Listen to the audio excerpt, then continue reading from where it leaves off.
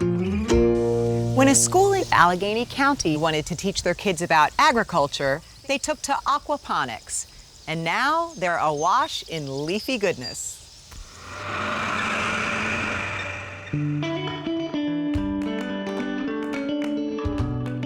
Since 1966, the Bishop Walsh School, sitting atop Cumberland, Maryland's Haystack Mountain, has been nurturing curious minds.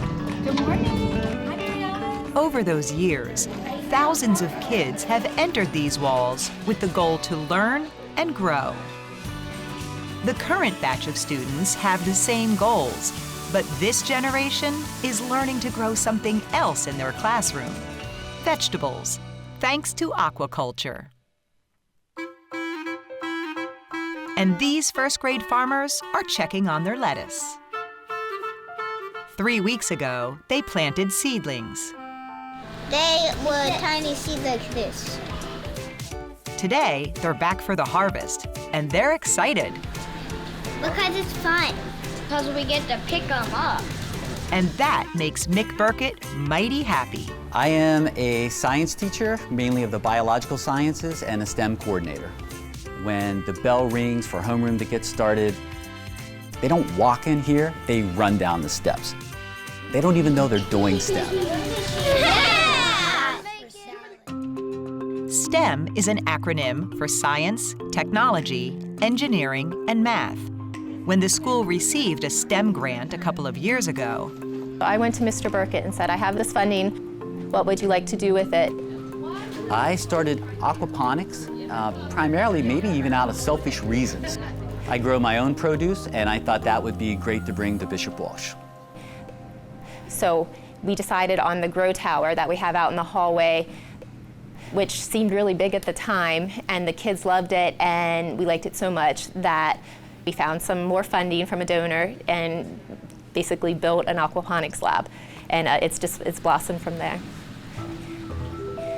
I thought, it'd be fun, we'll see what happens, maybe it'll be successful, and it's just beyond my expectations. a year into the program, and the whole school is involved. But what is aquaculture anyway? Here, I'll get a few of the BW Grow's junior members to explain. Aquaponics is basically raising fish to grow plants that benefit from the fish waste. So we're growing plants without soil, but they're getting everything they need by the fish waste. So what we're looking at is a tank full of tilapia. We have about 30 in each of these tanks. They can adapt to their environment very well. This is the filtration system of the water before it enters into the plants. When it comes from the tilapia tank, this clarifying tank catches any waste to the bottom, which can be flushed out.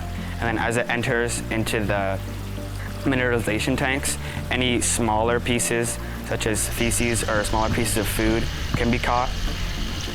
And these tilapia are going to be producing ammonias from their gills and from their waste. If you have too much ammonia, it's actually going to kill the fish, and if you have too little, it's going to kill your plants. After it's done filtrating, it turns into nitrates, which is like nutrients that the plants can use, and it goes into these grow beds. So these are rafts that are floating above the water. The plants take up the ammonia, and then they also take up the nitrates that the bacteria gives off into here. And then the ammonia makes the waters cleaner, so cleaner water is going back to the fish, so the cycle can just keep going. Keeping that cycle going is important. Luckily, the entire student body from pre-K to 12th grade has a hand in growing, whether in the soil or the greenhouse or the water with the tilapia. We're growing so much more than fish, we're growing so much more than plants. Take our team of first grade farmers, for instance. They're learning that they can feed their school. We were hoping at the beginning just to have enough lettuce and herbs and things to have cafeteria salads, maybe once a week, something like that. And now we have plenty for lunch every day. We have enough for anyone who works here to take produce home. And we've been able to donate to the local Union Rescue Mission. So not only are we feeding our students in the cafeteria, our faculty, and the Union Rescue Mission, now we're getting to the point where we're becoming proficient enough where we can provide food for restaurants. And that's going to add another aspect to our aquaponics program, where the kids are going to learn marketing. This is a fun time for them, and it's really changing the way I do education here at BW.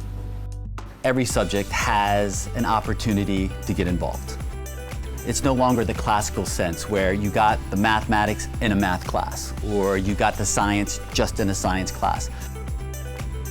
It's really a unique experience. Not many schools have this, and certainly not like in the area. Doing this endeavor with the kids, I get to see the kids being excited about science, being excited at STEM.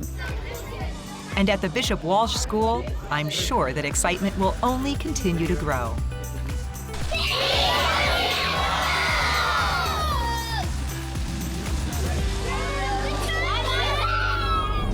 The vegetable plants that Bishop Walsh students harvest not only provide fresh lunch veggies, but help feed the hungry at the Union Rescue Mission in downtown Cumberland. Eventually, they hope to sell their produce, lettuce, peas, and more to nearby restaurants. And did you know aquaponics can be traced back to the Aztec Indians who raised plants on rafts on the surface of a lake around 1000 AD?